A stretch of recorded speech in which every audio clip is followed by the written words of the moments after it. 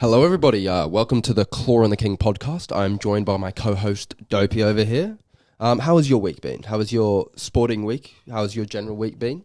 Is there a split in sort of your feelings towards both?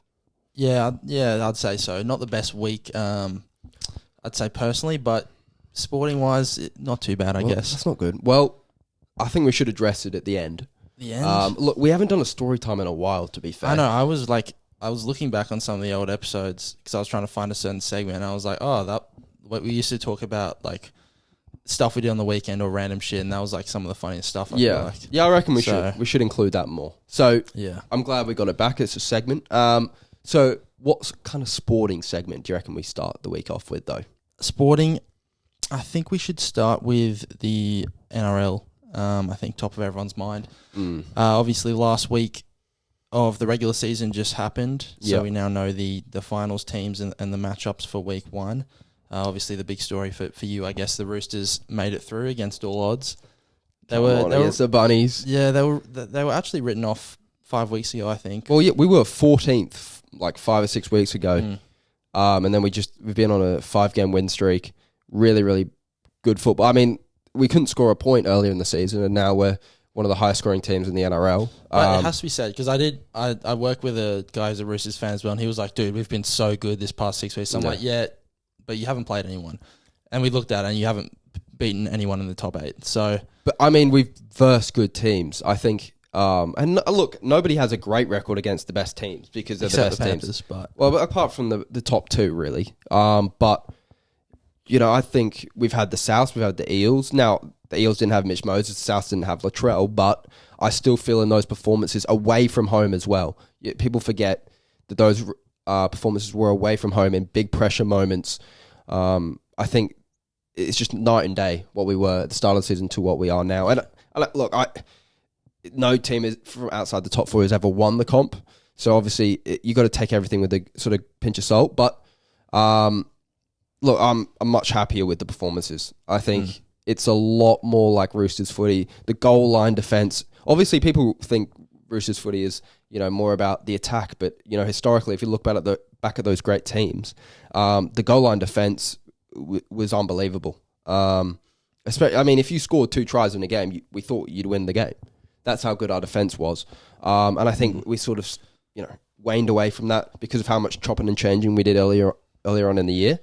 But I think, recently we've been a lot better, and I think we've got a favourable matchup against the Sharks, although I would have preferred the Canberra route. Because even though I think the Knights is a lot tougher of a game, especially with Kalen Ponga coming back and their big boys kind of coming back, I'd much rather even if you could somehow beat them, I'd much rather verse the Warriors than either Melbourne or Brisbane. Yeah. I mean, with the Roosters as well, I think it has been a pattern, though, the last few years that you guys absolutely suck the first half of the season, and then you come good at the back end. Well, we did say that. I did say that. And, but you leave your run too late now. It's like you play all your finals games to get into the finals. Yeah. And then you're cooked in the finals. So I think that there has to be a look at what the hell is going on in the preseason, because it looks like they don't have a preseason and they just do it on the fly. I don't know. I think, obviously, Panthers is kind of an anomaly because of how they sort of bring how many youth... they've got the biggest youth academy in the world in terms of rugby league talent. So it's very hard to compare from his perspective because he's obviously a Panthers fan, and why can't you just win every year? But compared to other teams, the Roosters suck at the start of the year. I know, but what I'm saying is when you win those back-to-back premierships, you lose a lot of the key players, and it's very hard to replace them unless you've got a world-class academy that has a bunch of players coming through. So I think that throughout time, even though we've still got quality players, I think there are still a couple of holes in the team because of the fact that we lost so many key players because, you know, obviously they were offered more money to go elsewhere and we can afford to match that salary. So I think I think a lot of young players have emerged though, and a lot of players have improved, which Billy Smith, the guy has gone on like an unbelievable... 3 ACLs. Yeah, unbelievably bad luck in terms of injuries. And then he comes back and he's probably the form center in the comp right now. Crying... Let's not put him above Crichton. Crichton's very good, but like... Crichton. if you've watched Billy Smith recently, you've like, holy shit, that guy's good. I did, yeah, and I will admit he actually played well because the first few times I watched him, I was like, this guy sucks. But he has started to play well, so fair play to him. Yeah. Sammy Walker's looking solid. The only thing I'm a bit up and on about is the kicking game. I think they're both very... Luke Keary and... they're just both tiny, so they don't have a big boot. Yeah, they don't have a big boot. And I think against Melbourne and against Brisbane, if we meet them, it's going to be with those forward packs who are probably going to dominate anyone in terms of the run meters and dominating field position. You need a big boot. So I'm a bit worried about that. Well, yeah, especially without Jared, who...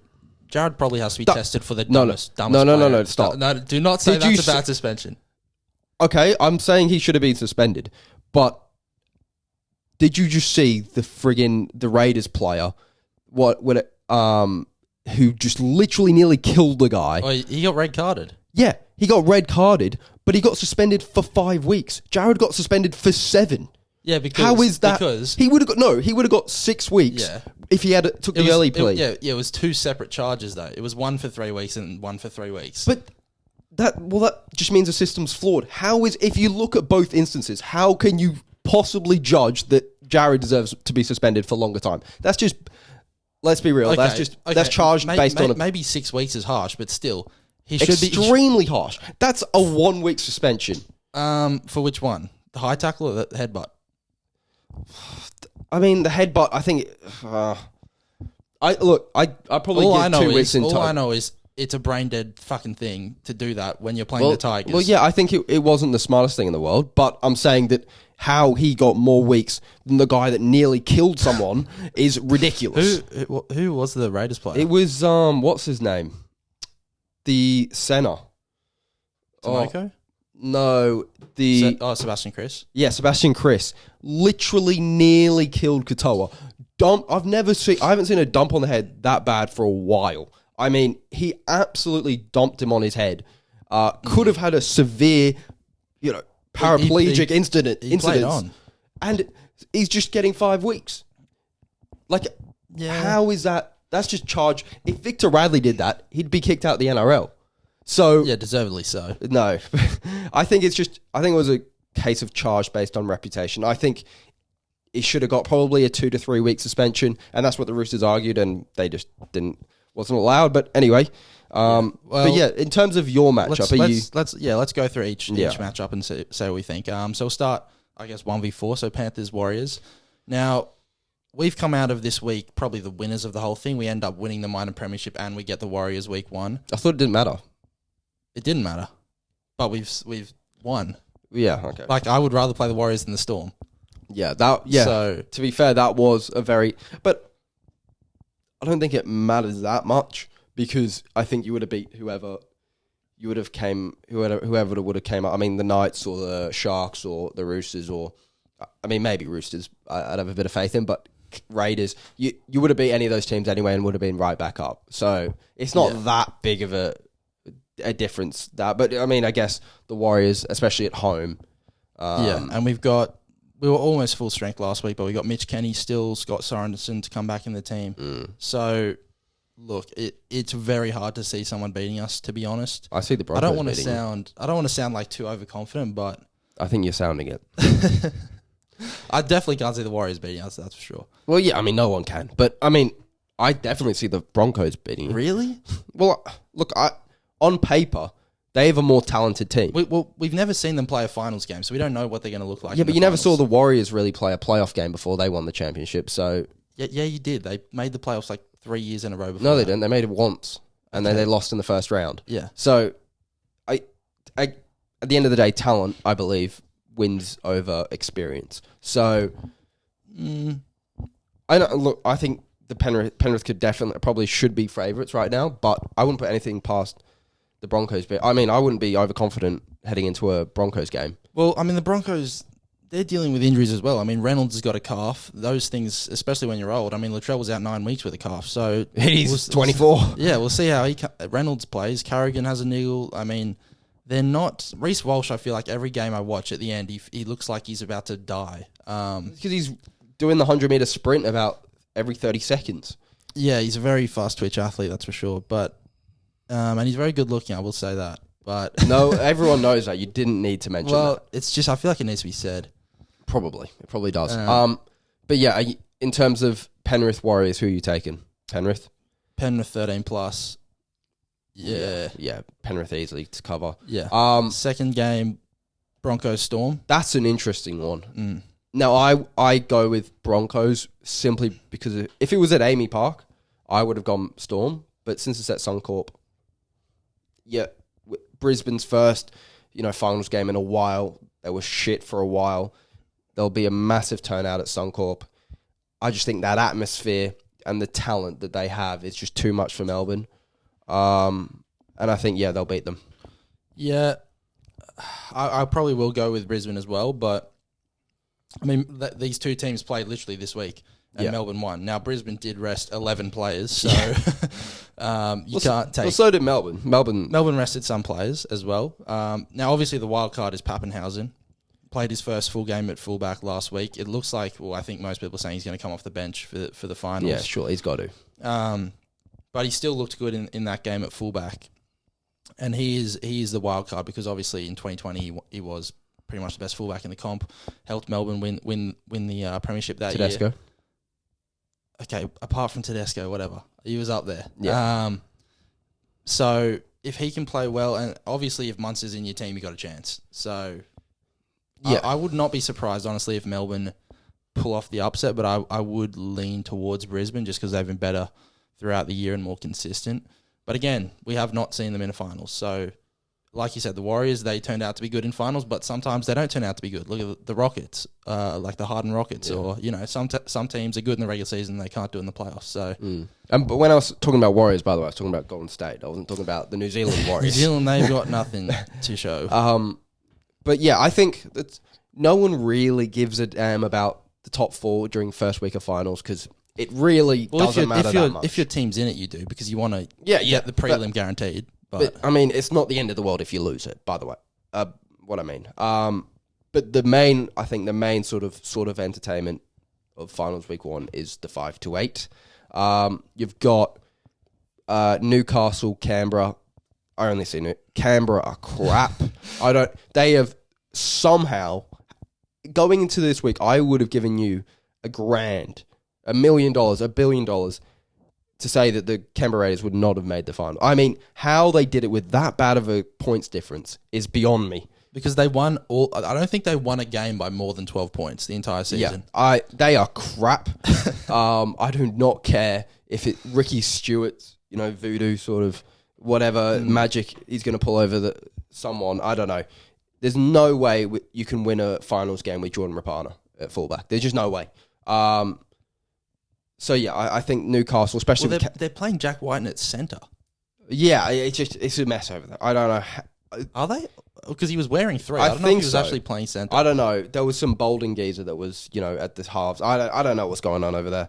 But yeah, Newcastle at home with Kalen Ponga coming back, I think, is just way too easy of a pick. I mean, there's no way you can think that, especially, I know Newcastle, you're kind of anticipating maybe they're going to trip up because of the run they're on. They're going to have to lose eventually.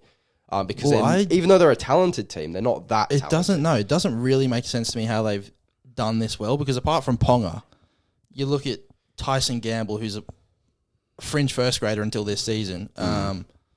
Who else? Jackson. Jaden Brayley got injured, who's their number 9. But I think they've got if you look at their backline, it's very good.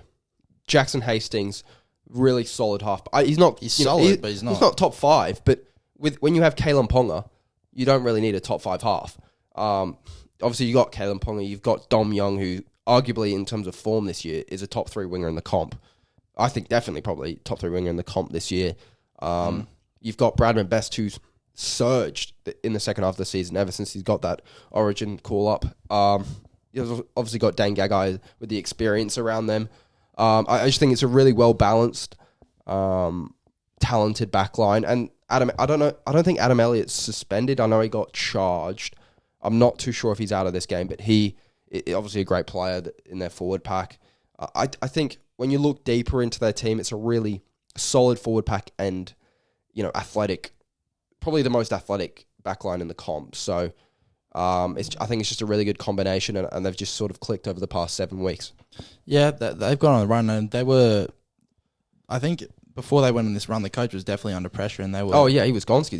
They were 14th. Yeah, they were done. So a couple of late surges to make the finals. The Raiders are the opposite. They were top 4, and they've limped in quite the opposite to last year, because last year they finished 8th as well, but they were on a crazy run, and they ended up beating Melbourne in the first week, if you remember, last year. So I'd lean toward Newcastle as well, but again, I don't trust them because they've overperformed to me. I think they're not that good of a team. Well, yeah, I think they're going to win this week, and then when they play the Warriors, I think that's very favourable for the Warriors. I know that maybe it's a bit biased, but I think the Warriors know they're going to lose to the Panthers. Well, I don't think they know, but I think we all know that they will, and I think they're maybe probably looking ahead to that next week matchup, and I think they'd much rather play the Knights than us personally. Because, I mean, that's a bit of bias, but we have beat them twice this year. Looked really strong defensively while doing it, shut them down. I know one was torrential rain, but that's beside the point. So, yeah, I think, the Knights to win this game, but probably to fall short soon. The other game, obviously, the Sharks against the Roosters. Tough game to call. Really, it is. And even as a Roosters fan, it's a tough game to call. I'll go with the Chooks simply because even though the Sharks are in decent form, they've also had quite an easy schedule. And I just think the Roosters are on song right now. It's not a big enough... Obviously, Shark Park, is known for having sort of great support. It's very hard to describe the stadium without calling it shit. It's called the Bermuda Triangle, isn't it? Yeah, but in a finals atmosphere, I don't think it does as much. I don't think home advantage matters a lot. We see it in playoffs, in basketball. We see it in, Champions League games, in football. I think finals atmospheres matter a lot, especially for the home team. But when you've got such a small... I mean, they have it's 12,000 people capacity. It's ridiculous. I mean, how they have... Pathetic. How they are allowed to do that is beyond me. Well, when you've got like 8 clubs in Sydney, you're not going to have 40,000. I know, but like, Jesus, 12,000 capacity. Surely you can get some more people out there. Obviously, they're obviously revamping their stadium, so that's the reason why. But still, I just think when you have a smaller capacity stadium in a finals atmosphere, even though it's still beneficial, it's not as impactful as saying Brisbane at Suncorp. Like, I picked Brisbane beating Melbourne this week simply for the fact that Suncorp atmosphere with, the tens and tens of thousands of people that's going to be there is massive in terms of its impact. So, I'd pick the Roosters just because I don't think the home field advantage is as big as other finals games. And I think in terms of talent-wise, obviously we should be better than what we finished in terms of talent anyway. But I think we are in really good form, really good attacking form, and really good goal line defense form, which is how you win finals games. Yeah, I do think the Roosters can win. I'd probably lean towards them as well, to be honest. Because the Sharks, while they are good, they are very fluky. Well, not fluky, but they're very up and down. Like, they can have a shocker. Their teams are very... I mean, their players are very up and down. Like, Nico Hines, obviously, when he's on... he can have a shitter. He's amazing, but he does have errors. And Connor Tracy, the replacement to William Kennedy, he went off injured in this last game. Yeah, I did see that, yeah. So, I mean, Moiser, does he play fullback? Does he get a crack at fullback? Chuck him in. Craig, give him a go. But, yeah, the Sharks also kind of messed it up because they could have lost to the Raiders this last week, and then they would have got to play the Raiders again in finals, which would have been much easier. But they obviously went for the win. I feel like they're a team that needed to try and gain some form for finals, so fair enough. Yeah. But, yeah, I'll probably lean towards the Roosters in that one. Well, yeah, I think the Roosters will win, so... Good, we agree. Did you want to do a quick sort of, a bit of a eulogy for the teams that didn't make it? A eulogy, okay. So obviously starting at number 9, the good old mighty South Sydney. Shocking season, absolutely shocking. I mean, when you're running first after 11 rounds, which is essentially half the competition, and you don't even make the 8, that is abysmal. Yeah. Especially with the roster they have, it is one of the worst seasons of it I can remember, to be honest. Yeah. Definitely the worst sort of... round 11, you're top of the league with odds with being the favourite to win the premiership is, and then finishing outside the 8 is just remarkable. I think, look, they've had some injuries, but every team has injuries in the second half of the season. Latrell, when he came back, he was not great, let's be honest. Yeah. And I saw someone, I think it was Alex McKinnon, came out and he was like, when Jack Whiten comes next year, Latrell has to play 6 and Jack Whiten has to play fullback, which is one of the craziest things I've ever heard, because that's Jack Whiten is a 6 and you want to play him out of position, and Latrell's a fullback and you want to play him out of position. And then I don't know what you're doing with Ilias, so I don't understand that sort of. Yeah, well, I think they may blame injuries, but the fact of the matter is their key players tailed off after Origin. Koloamatangi tailed off. Latrell Mitchell tailed off. Cody Walker tailed off. Yeah, everyone said Cam Murray. He's a gun. Yeah, apart from Cam Murray, they all should look at themselves. And obviously, it's well publicised their sort of coaching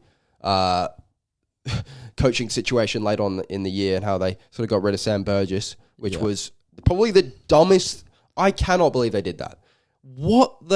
I get it. He's not committed, but surely his voice and his experience would be impactful in a must-win game against the Roosters to get into the final. Surely. Well, apparently he thought they should actually train hard for the games, and the players didn't like that sort of idea. So he had to go. Yeah, shocking season, shocking end to the season. It was just so flat from South Sydney. I don't know what they do from here, because they clearly have an attitude problem in that locker room, and they're obviously not going to get rid of their only top quality players in Cody Walker and Latrell Mitchell. So yeah, you've got to somehow rebuild the atmosphere and the culture in that club, and we'll see if they sort of get to doing it. Number 10, the Eels. Again, you could say bad luck with injury, but disappointing. I think, look, to be fair to the Eels, it's a lot more credible than the South situation because of so many things that happened. First couple of weeks of the season was Ryan Madison's incident where he took the fine instead of... Well, he didn't take the fine. He took, the suspension instead of the fine, which is ridiculous. Yeah, well, that's not an excuse. That's just him being an idiot. Well, that's what I'm saying. There were so many stupid situations. Obviously, the Dylan Brown thing. It's just so many... Basically, everything that could go wrong went wrong. But still, to go from a grand final to missing the 8, it's poor. When you look at it in that sort of way. Brad Arthur, he's a few questionable decisions Brad Arthur's beginning to make. Obviously, they let go of a couple of good players. Well, yeah, I think they massively missed Reid Marnie. Even though he's been shocking at the Bulldogs, I think he was such a key and integral part of that team. Yeah. And Josh Hodgson, I don't know what they were thinking signing him. He was done 3 years ago, but they gave him a crack, thought he could regain that form, and he basically retired after 4 games. So that didn't work out. But, yeah, honestly, the Eels... I guess if everyone's fit, they're still a finals quality team next year, but I feel like their window has shut on a premiership. I don't think it's shut. It's never shut when you have Mitch Moses. Even though Dylan Brown is a bit dodgy, I think their fans will probably forgive him in time. I think they've already forgiven him. Yeah, I think they forgave. But yeah, I think they'll probably be in the contention for top 4 next year, personally. But we'll see. Yeah, okay. Next team, the Cowboys. Again, another massive disappointment. Obviously finished second, I think, last year. We're in the prelim? Yeah, in the prelim, and missed the 8 completely this year. So another poor season. Again, not too many injuries I feel like they suffered. I mean, Tamalolo missed some time, I know that. But I feel like they just suffered from a bit of second-year syndrome where they just thought it was all going to happen again, and it didn't. Well, Billy Slater mentioned it that I didn't even realise. They missed the most tackles in the NRL this year, which, in comparison to what you thought the Cowboys were coming into the year, with Todd Payton, tough-nosed coach, with guys like Ruben Cotter, Tamalolo, you would never think that would be the case with the Cowboys. And I think essentially for some reason, mentality, maybe it's a mentality thing, maybe it's you just don't know. Maybe it's a culture thing. You just don't know why. You just can't go from one of the best tackling teams in the league to the worst for no reason. So I think, just up and down season. They ended the year poorly as well. They had some key games that if they would have won, they would have been, right back into the finals and probably given, one of those top teams a good crack. But they're too talented to not be in the finals. But I think part of us all last year thought they overachieved. I think that probably their squad and their coach, their true sort of potential is probably 4 to 8. It's probably that sort of range. Top 2 in the league. I just don't think that's them.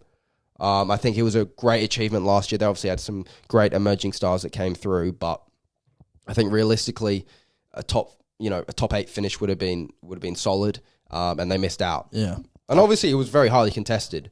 If certain results go their way, or if they managed to win one game that they lost, they probably would have made it. But that's that's the NRL. That's what I wonder if they'll replay that Gus Gould clip where he was like, the Cowboys can win the comp, and when they were on that run, they made it back into the 8. He was like talking like, "Oh yeah, I saw this coming," and now they've fallen off and missed the 8. I wonder if they'll bring it back around because he was chatting shit. So yeah, I think the rest of the team. Do we need to mention them? I mean, quickly, I guess. Well, okay, we can mention Seagulls a bit. They obviously Turbo. I mean, the guy. I mean, you might as well name Ruben Garrick as your fullback. I mean, you might as well. Well, it's Kohler now. Yeah, I mean, I think the main sort of problem, I think when we talk about the teams above them, a lot of those teams are better than them, so it's not out of the... Well, the problem is they gave $800K to Schuster, who cannot get off the Big Macs, so that will be an issue. Well, that was the problem, essentially. Yeah. You've given a lot of money to a guy that obviously has talent, but is it even talent? Is he just a great flair play? Does he just play with flair? Can he just pass without looking? Yeah. Can he just... I mean, I don't know. Does he lack the fun? He's way too big and unfit to be a 6. And he makes way too many poor decisions in that role anyway. It's not like it's just his fitness that's the problem. It's his decision-making. I mean, what was that game? I think it was against you, where he absolutely screwed it for maybe like 4 times in a row. When he had to, I think it was against you when they kicked all the time, and he did a kick in behind if he would have passed it. Oh yeah. When they were through and he kicked in. Yeah. He was poor. Obviously, there's leaks that he has a poor attitude as well. But yeah, they're tied to that contract, so they're going to have to make it work somehow. Well, they've signed Brooks now, so... Yeah. I don't think the Seabold hire was a strong one. I don't think anyone thought that. I don't think anyone thinks he's an upgrade on Des Hasler. No. So, yeah, it looks like they're going backwards, and I don't see a way forward because they're tied to the... Even though the Turbo brothers are great, maybe not the younger one, but the 2 older ones, even though they're great, one is heavily injury prone and the other one's a prop who can't impact the game enough because he's a prop. And obviously he's one of the best in the game. He's a fantastic player. But he's not going to impact the game as much as he can. And Tommy Turbo, when healthy, is a fantastic player. But he'll never stay healthy. So... tough situation for Manly. And then the rest of them, I don't think they even need mentioning. We'll mention them, but briefly. Yeah. Dolphins... Solid start, but I mean, shit. Yeah, the lack of quality in their backline really showed, especially towards the tail end of the year. Titans, shocking. Cannot tackle anything. They leaked points like it was going out of style. They've got some flair in attack, but I mean, their main problem in attack wise is that their 2 best players are 2 fullbacks, and they can't seem to fit in the other ones. So, I mean, that's a good problem to have, or a shit one to have. The Bulldogs, just a nightmare. Very disappointing. Around the middle of the year, you thought, you know what, this isn't a terrible year. It's probably, it isn't improved, but it hasn't gotten worse. But, I mean, my God, the second half of the year in terms of the problems in the locker room, in terms of just basically anything. It's been bad for them.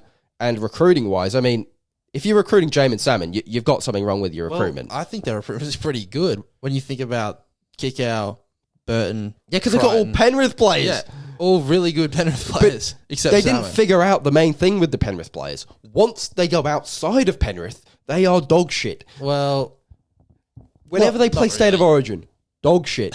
Whenever they play... No. Yes. That's only some of them. Yes. Only some of them. So they didn't realise that fact. They didn't take that into account, which they probably should have. Well, Kickow has been injured the entire season. Matt Burton is underwhelming. He has it's the system. What do you want to do? Why isn't he a punter? I mean, you just go to the NFL now. That's the only skill have. He's actually really good. Is he? Yes, he's got a good step. He's got a good pass. They just don't use him. He has zero organizational. He's a 6. He's not a 7. Yeah, but he's not fast enough to be a 6. What? I don't think he can't take on the line. He's as fast as Luke Keary. Yeah, but Luke Keary is way more skillful than Matt Burton, especially closer to the line. Matt Burton couldn't create out of a wet paper bag. I mean, that guy is awful.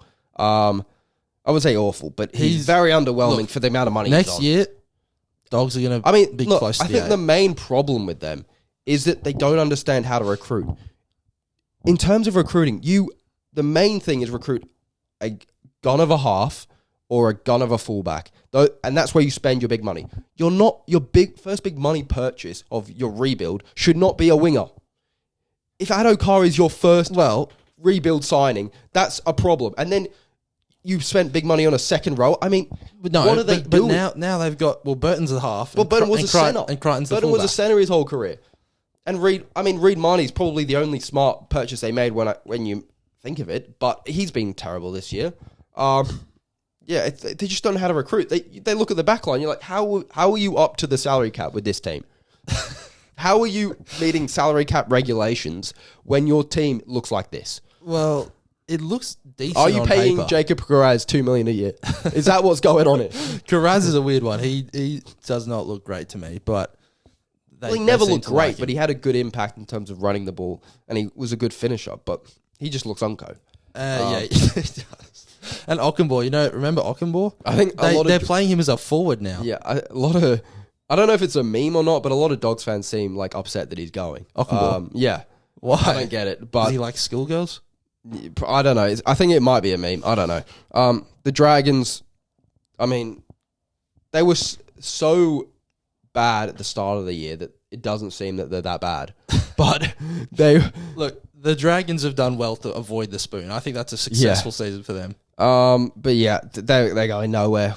They are fucked. They lost their talented half. They don't even sign big name players like the Bulldogs. The Bulldogs at least get big names. Yeah. The Dragons don't sign anyone. Yeah. The West Tigers, bit of a weird year. Obviously, they have the worst roster in the league, so it's not a surprise that they're last. I thought they'd be better than last. Really? Yeah. You look at the teams above them; they have better rosters. They have the worst roster by far. And maybe. I think, look, they have one shining light, and that's Dream Buller and Coruscant. Yeah, but he's like 33. He's not going to make an impact, is he? When they're actually good in 20 years. Well, they were playing him at halfback, which is weird, strange. But yeah, if they keep Buller, then and sign him to a 10-year, give him a Tino contract. Don't care. He's the only talented player I've seen at the Tigers in the past 10 years. So sign him to a long-term contract, and yeah, maybe you can build around him. But yeah, they need a lot of work. I mean, people were complaining they'd let friggin' Brooks go, and I'm like, he's crap. He had 3 good games, and all you heard on the Matty John show was, "Oh, Luke Brooks, what a player he is." Yeah, he had 5 good games in 5 years, and they were like, "What are you doing? How can you let him go?" It's his contract year, and he had 3 good games. Congrats. He is dog water. He is trash. And he's going to Manly. Manly's going to be so good next year with him at half. Jeez. That's going to change their fortunes. Because with DCE, he doesn't have to do anything. He'll probably be a positive. Everyone would be a positive. You'd bet Adam Clooney or whatever his name. Clune from the... It's Clune, yes. Clune would be an improvement over Schuster at the moment. So, I mean, Jamin Salmon would be an improvement over Schuster, so it's not really hard to improve. Ivan Cleary, props to Ivan Cleary. He's dropped Salmon from the team. The Peach has got the utility spot. This is really great science here. I never thought I'd see the day where Salmon would not be. You know what? I really wanted the Raiders to get to make top 4. Well, no, to get the 7th spot in the 8th. So even if they just somehow could beat the Sharks. Right. The weak-gutted dog. The weak-gutted dog. I guess. But he wouldn't even make the team. I know, but maybe 18th man. No, yeah, for memes, Cleary should get him on there. Yeah. If they're winning 40-0, just for memes, just get him on there.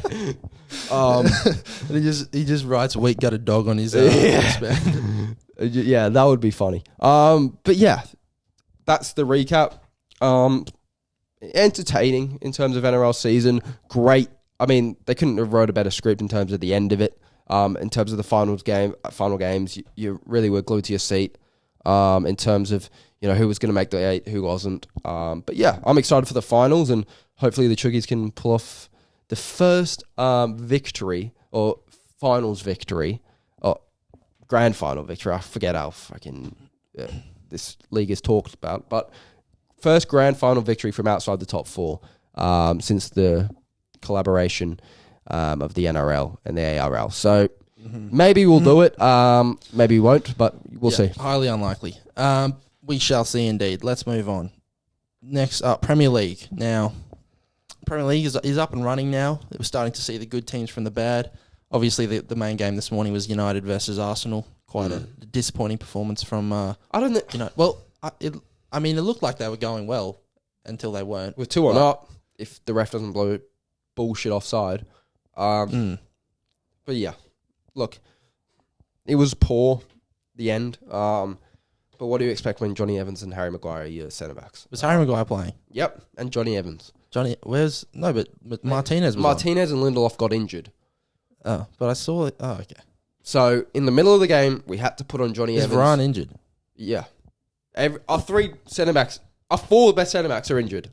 If you can look sure. So, yeah, it's just an absolute nightmare at the moment. Johnny Evans had to play. It was shocking. It was his fault for both goals. Well, Onana's got a cover near post. Yeah, but, I mean, Harry Maguire and Johnny Evans are standing right there. They do not close him down. That is criminal. And look, we were fucked in that game. I think we should have had a penalty for Hoyland. And I think that was nowhere near an offside for me personally. But how can... It's VAR. It's like a machine. No, but they fucking do the lines. But it's based on... And the angle was fucked. If you looked at it there was a different angle. But how can the computer get it wrong? Because the people that operate the computer are fucking idiots. Right. So, look, I think it was a goal personally. And look, I reckon if that goal counts, it's 2-1 up, I reckon we win that game, but that's by the by. Look, it was a bad ending, and look, it is what it is. Yeah. Good goal from Rashford, though. Yeah, I mean, who cares? No one cares. Spurs, Son got a hat-trick, right? Yep. City, Haaland got another hat-trick? Yep. So, yeah, Ange Ball is coming off good. Very popular guy around Tottenham at the moment. Tottenham are looking really good. Maddison is looking unreal. Yeah, they're looking like top 4 is definitely on for them. And then you've got obviously City, really solid again. It's just not fair at this point. Liverpool look good. Darwin Núñez is like a beast now, isn't he? Got him in my FPL. He's gonna do a wonder job. How does he go from a meme to like actually being good? Because, I don't know, because he does stupid shit. But, like, again, he's very athletic and very good in terms of... He's very dominant. So, he's going to have games where he's an idiot, and then he's going to have games where he's good. But so, he's like a mix of Antony and Lukaku. I'd say he's just Lukaku. Lukaku just would be shit one game, and then he'd be unstoppable the next. So, yeah, I think that was sort of a bad one, but... Yeah, and the Champions League draw came out as well. Newcastle. Yeah, they got fucked. Got absolutely fucked. Dortmund, PSG, Milan, crazy group. United got a tough one with Bayern. What can you do? Arsenal fucking locked it again. I mean, how Arsenal got that fucking draw is beyond me. It's like it's a Europa League draw and they got it in the Champions League, of course. And City got an easy group. Arsenal got an easy group. But yeah, I saw a thing that was like all these teams got an easy group, and then it was just the group of death. The group of death. I've never seen a group of death like that. That is crazy. Yeah. But yeah, football is getting started. It's getting into it. I'm excited. Hopefully, we'll see some improvement. From United. I mean, just focus on the Champions League, I reckon. Sack off everything else. That's probably the main target. Okay, moving on. Other things happened on the weekend. Monza in Formula 1 went down this morning, last night, whatever you want to call it. Qualifying was sort of interesting when Max Verstappen didn't get pole position for the first time. Max Verstappen? Yeah.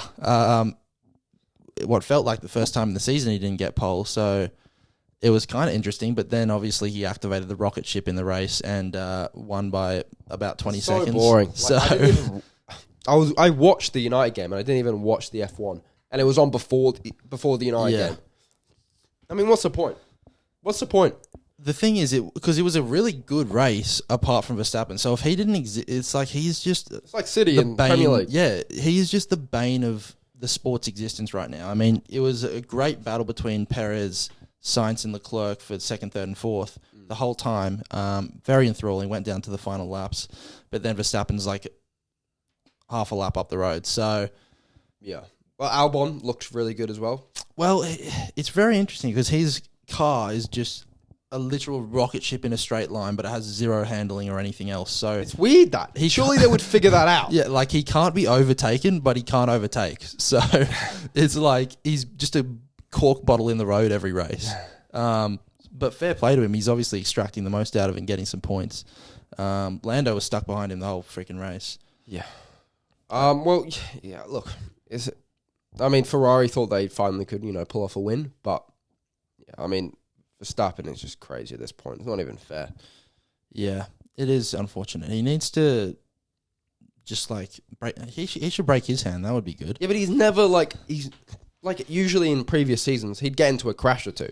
He hasn't done anything. Or the engine would just explode. Yeah, but this season his car's perfect. Yeah, I think he's won every single race. I think. What do you mean? This season? No, he's won 10 in a row. Yeah, it's only been 10 races. Is every single one? No, I think Perez won one. A couple. I think Red Bull might have won all of them. Red Bull's definitely won all of them, which is fucked. I mean, it used to be pretty certain. Yeah, now you're missing Hamilton, aren't you? Yeah, it used to be pretty certain Mercedes would win the race, but it was 80%. And, Ferrari could steal one, Red Bull could maybe even steal one or two a season, but now it is 95% chance that Red Bull's going to win. Good job, FIA. You fucking tried to make everyone, more competitive, but what happened? We're not even tuning in anymore because it's just a certainty that someone would win the race. But yeah. Things that aren't a certainty. Well, maybe they are, depending on who you think. UFC, the fight's on this week. They are going down in Sydney. It's the home event for the UFC. Mm-hmm. First time they've been back here in a long time since I've been following UFC at least. So. Pretty cool. Now, the problem is it's probably the worst pay-per-view card you've ever seen in your life. The top two aren't bad. The top two are good. Yeah. But apart from that, it is dog shit. And that's coming from a major fan. I would not pay for this pay-per-view. I mean, Adesanya versus Strickland. When you look back historically at Adesanya's performances, when he faces guys like Cannonier or Romero or Vettori or Strickland, he basically just leg kick and jabs them for 5 rounds, and it's the most boring fight you'll ever watch. Well, Strickland, I think, will get something out of him. Surely Strickland. I mean, he's dumber than a pile of rocks. The press conference, that will be entertaining. Yeah. Now, that's probably way more entertaining than the fight, let's be honest. Because Adesanya, although he's a great fighter, he's one of the cringiest dudes you'll ever see in your life, and there is a lot you can roast about him. And Strickland is going to go after it, which will be hilarious. There's did you see the video of him with his dog? No. That's what he brought it up on Joe Rogan's podcast, but there's a video of Adesanya basically stroking his dog's private parts. Really? Yeah. Which is a little bit sus. A little bit. Yeah. I'd say just a little bit. Yeah. And well, didn't he say something he's not going to lose to a guy that jerks off to anime? Yeah. Adesanya literally thinks he is in an anime. Well, he's an anime character in real life. It's hard to watch at this point, to be honest, but he's a very good fighter, so that's the thing. He also does grow a boob every time he fights a good opponent, like when he fought Paulo Costa, that's when the boob first emerged, which is obviously a side effect of certain things you may take. Performance-enhancing drugs. Yeah, and just so happened that every single strike he threw that fight damn near killed Paulo Costa. And the boob re-emerged for the recent Pereira fight in which he flatline KO'd him. So, we'll see what his pecs are looking like for this fight. If they're looking big, they're looking juicy. You know where to put the money. Well, you know where to put the money anyway. I think if you're picking Strickland to this fight, you're a bit... Well, I think everyone... probably not everyone, but I want Strickland to win so badly. I think that would be hilarious to have him as a UFC champion. Like, it would be so, like, old school. It'd be so, says, like, old school UFC, like... fucking Chocolate L being the champion. It would be like that kind of vibe. Because he kind of is playing a character, but I feel like it is based on his real beliefs, but then he just plays it up for the camera, where he's basically just like a racist, sexist person. It's like every guy in a group chat ever. But but he just says it in front of hundreds of thousands of people. Yeah, when he's well liked for it, so good on him. But I think... The fight I'm probably more excited about because I like the person more is obviously the Thai fight. I don't know how well he's going to do. He looked, obviously against Derek Lewis, he was fantastic. And that was a great fight. Look, you expect fireworks with a Thai fight, but are you going to expect him to win? I wouldn't be expecting it. He's been knocked out twice in a row now. So he got knocked out against Cyril Gane. Yeah. And then he got knocked out against Pavlovich quite badly. So the problem with Tai Tuivasa is he is like the best street brawl fighter in the world. But that can only get you so far in the UFC. Yeah. So he's versing Volkov. I don't know if you know Volkov. Yeah. But he's like... He got slammed down by the British guy, didn't he? Got Aspinall? Yeah. Yeah, Aspinall beat him, I'm pretty sure. So, but Volkov, he's like super tall. He's basically a kickboxer, so it'll be a hard matchup for Tai. Obviously, the similarities, I guess you can take out is the Derek Lewis fight. Derek Lewis was losing to Volkov, and he knocked him out in the last 10 seconds. It was like one of those crazy moments, knockouts. Yeah. So I guess something like that is possible, but I'd be shocked if Tai wins a decision. And he did get knocked out in his last two fights, so his chin is now under question, which is unfortunate because he's only 28, I think. He's still young, very young for a heavyweight, but he has taken a lot of damage recently. So, look, I hope he can win. Obviously, it'll get him right back up there in the top of the division, but I just don't see how he ever becomes one of those top guys in the UFC. Yeah, maybe. He might be having a Derek Lewis career. Never the best, but will probably fight the top guys. Is there anyone else you want to touch on? There is literally no one of note. I mean, Tyson Pedro's on the card, but there is Kai Kara-France was meant to be on the card. He fell out, so even that fell out.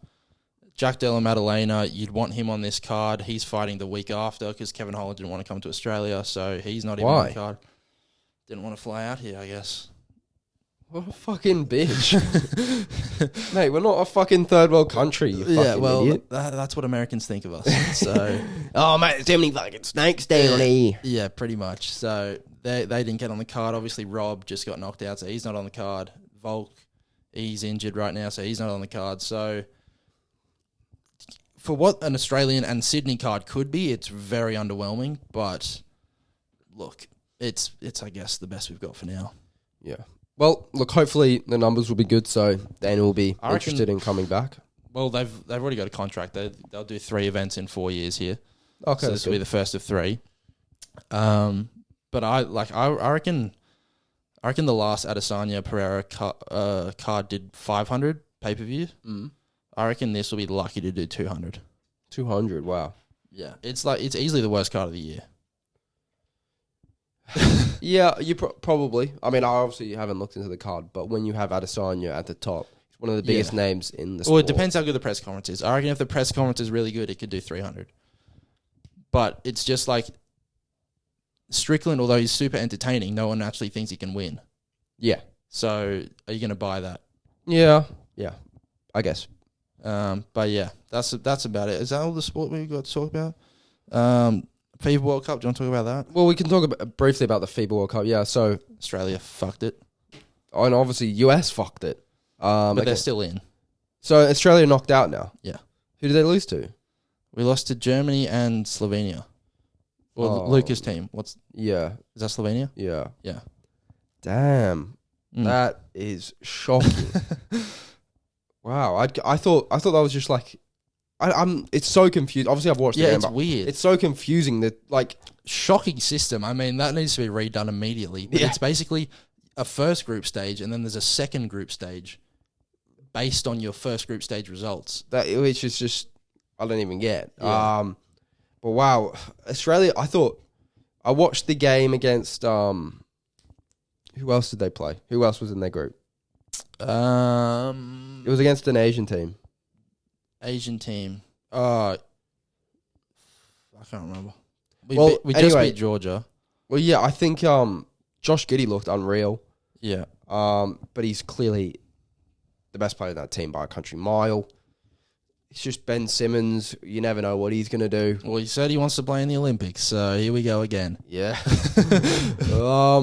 Do we want him in the team? Is he better than... Honestly, yes. I mean, we didn't even make it to the quarters, so... Well, yeah, it's embarrassing. I think we're historically, especially in the past sort of 6 to 8 years, we've been a top 4 nation in basketball, and we're not even making the quarters, so... Yeah, it's a bit embarrassing. I think it's a little bit of a changing of a guard sort of era because Paddy Mills and Joe Ingles have obviously been the guys. Jingles looked bad. Yeah, he looked rough. And Paddy's still good for Australian standards, and he's like good at FIBA. But when it was like, especially the Germany game, that was the big game. It was really close down the stretch, and they like had the ball in Paddy's hands. Yeah, and it was just like, bro, give the ball to Josh Giddey, please. He needs the ball. He is clearly the best player on this team because Paddy was just like turning it over and missing shots and all that. So, and I think it's on the coach to say that. It's like, look, mate, you've had your time, but if we want to actually win, this dude needs the ball. He's the guy going forward. But like Australia have just a lot of good role players, like Josh Green. He was good. He was impressive. Thibault, if he can somehow make a shot, he's good. No, I think it's a bit overstretched to say we got good role players. I mean, well, for FIBA standards, I know, but Thibault can barely get on an NBA roster. And you're getting a lot of Australian play. Well, they're playing the NBL. I think what we missed in this tournament was size. We looked extremely small. Like Xavier Cooks was playing a lot of minutes.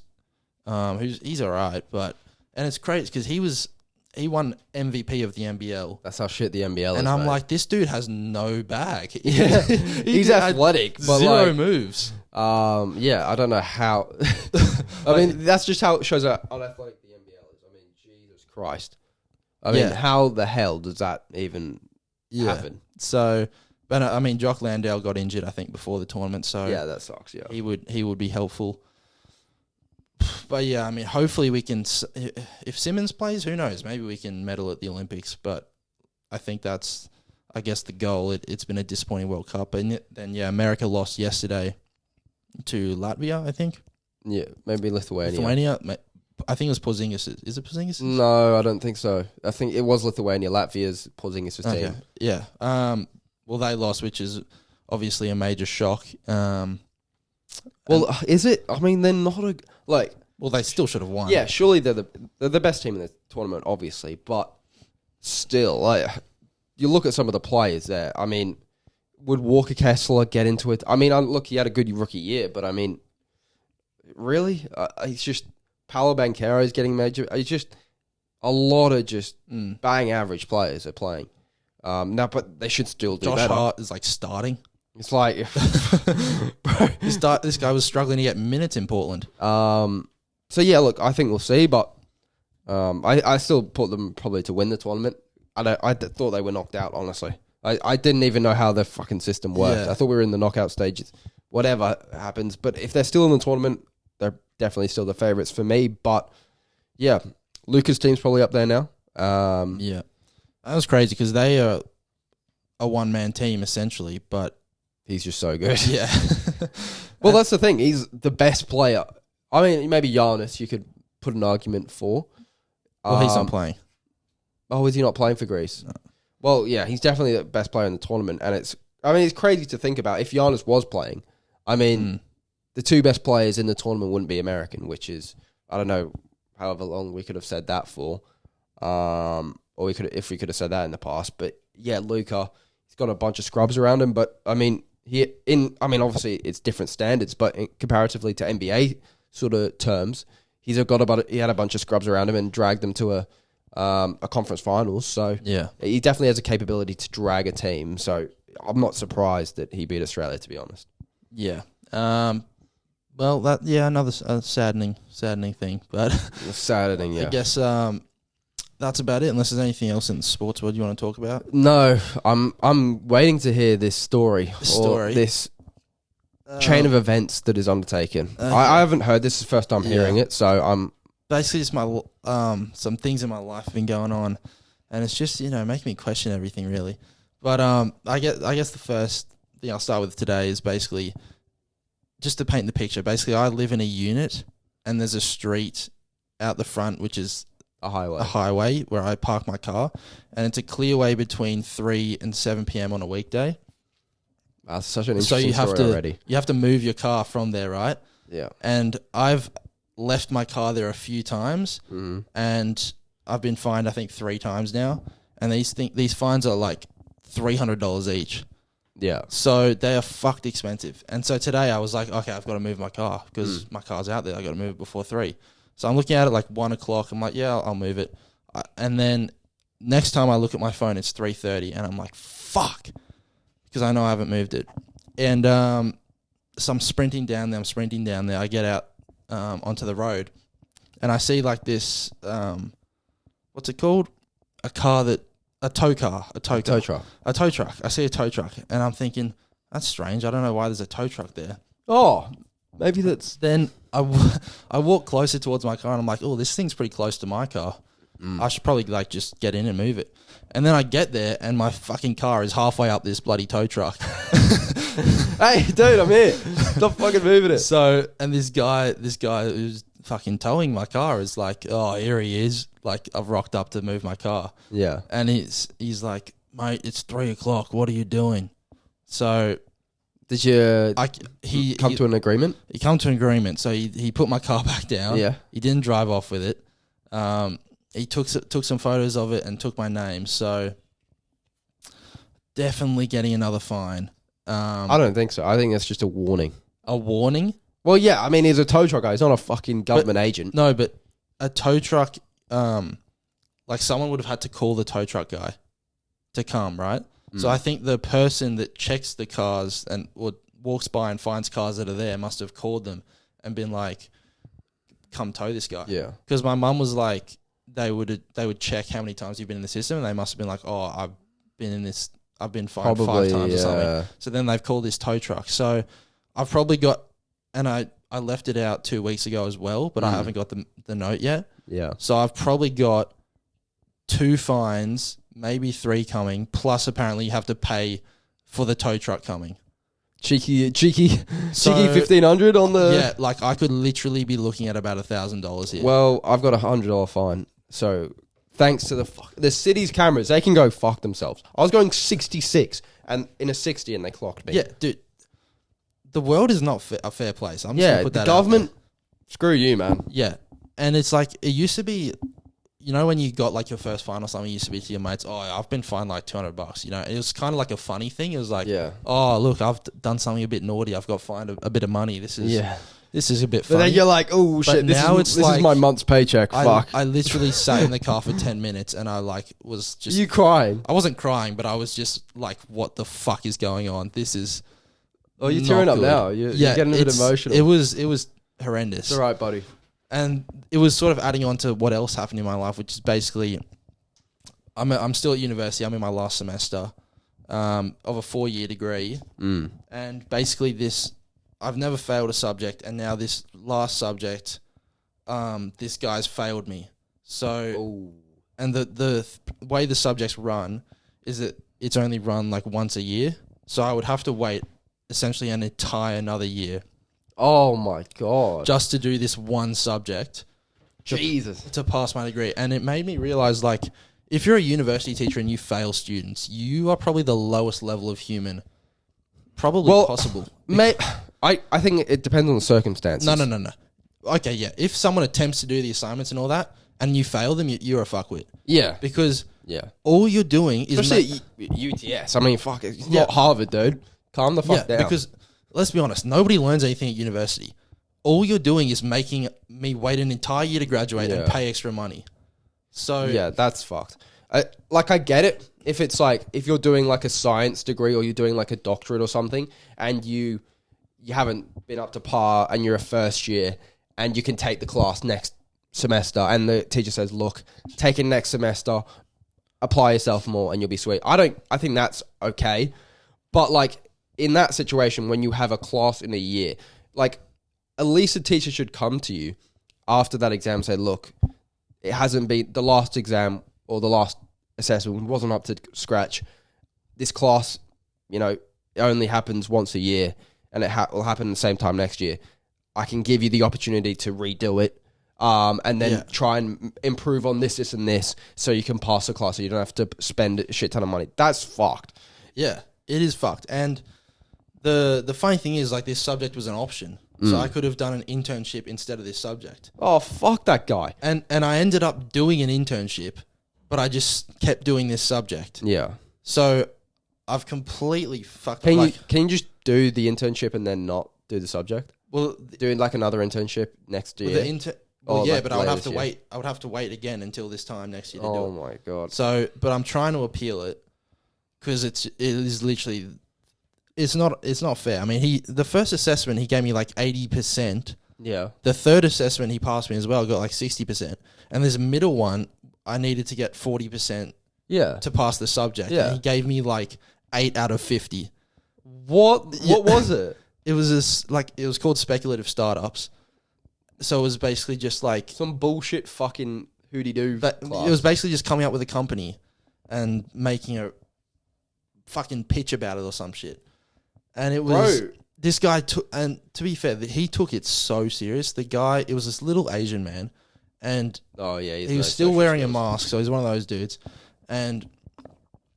Not to just roast all those people, but I mean... I do hate this guy now, so... Your entire race is a problem now. Like, on the last day of class, there was like a stall thing where you showcase your company. Yeah. And he comes around to me and he's just basically just roasts the shit out of me. He's like, this sucks. It's never going to work. And he was like talking such a smart language that I dead set couldn't even understand what he was saying. And like, I'm not the smartest guy, but it's like you're going out of your way to sound like Einstein for no reason. Yeah. And I don't know what you're trying to tell me, dude, but it's not sounding good. And yeah, that's fucked up, bro. It was just, so it's just compiling on that already, and now it's like, wow, I'm really just stuck in the mud here. Well, to be honest, I mean, uni's a fucking scam. But, I mean, the fine is, look, I think you're thinking worst case scenario with the fines.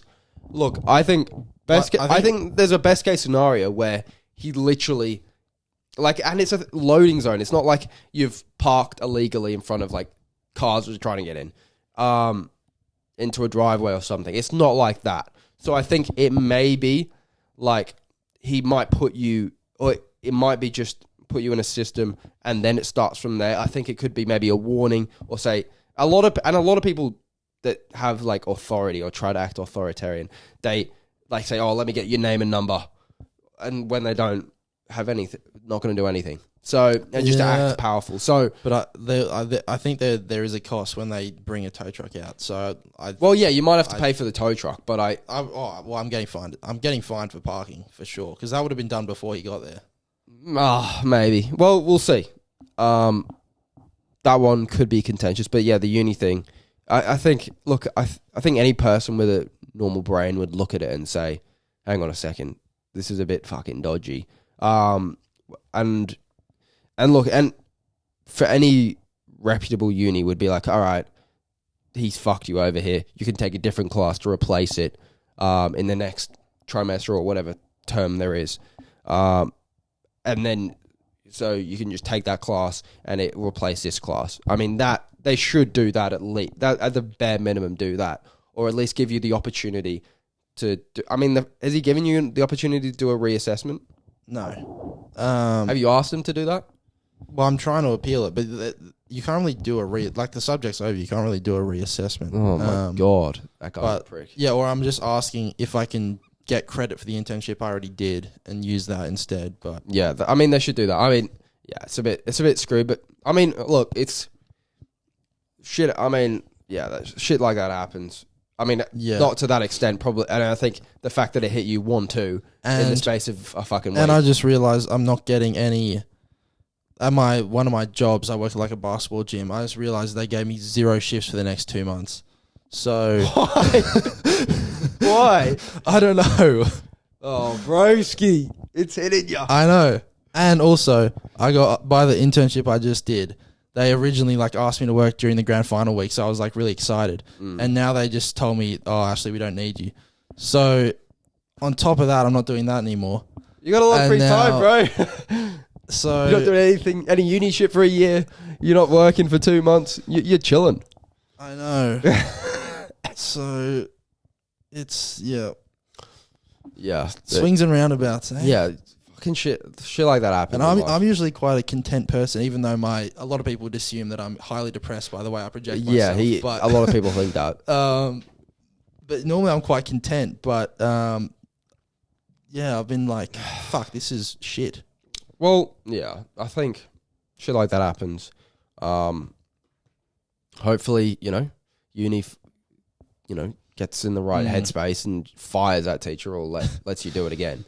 And then, I think the car it's just things like that. I've never had a week like that, but I've had bad weeks. And the thing is, like, I'm starting to realize, like, my nickname in school was Dopey, and it's like, I am a fucking idiot sometimes. How can I continue to leave? Called that for a reason. Like, yeah. Oh, it's like, it's so easy to just move a car before 3 o'clock. The car o'clock. thing is kind of your fault. It is my fault. Like, and it's not like he moved in there yesterday. He moved in there like over a year ago. Yeah, but oh my God. Just too much shit running through my head.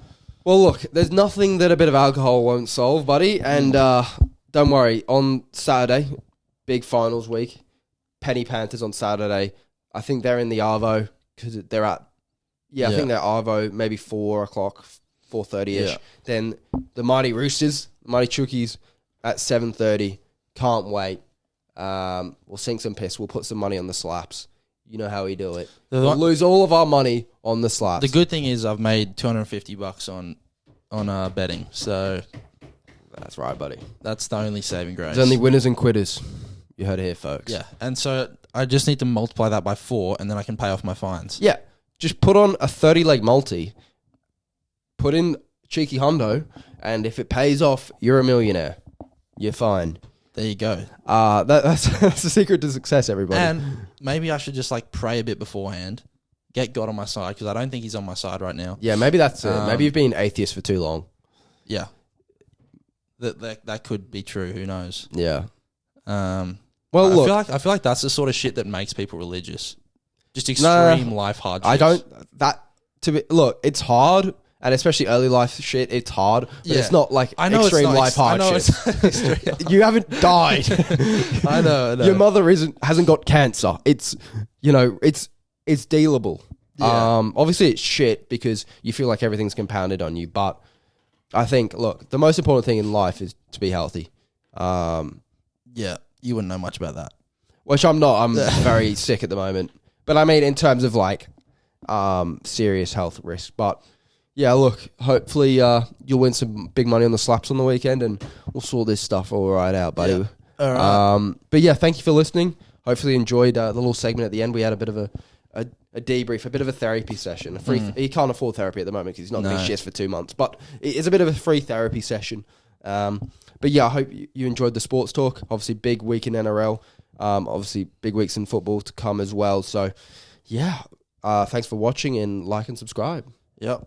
Peace out.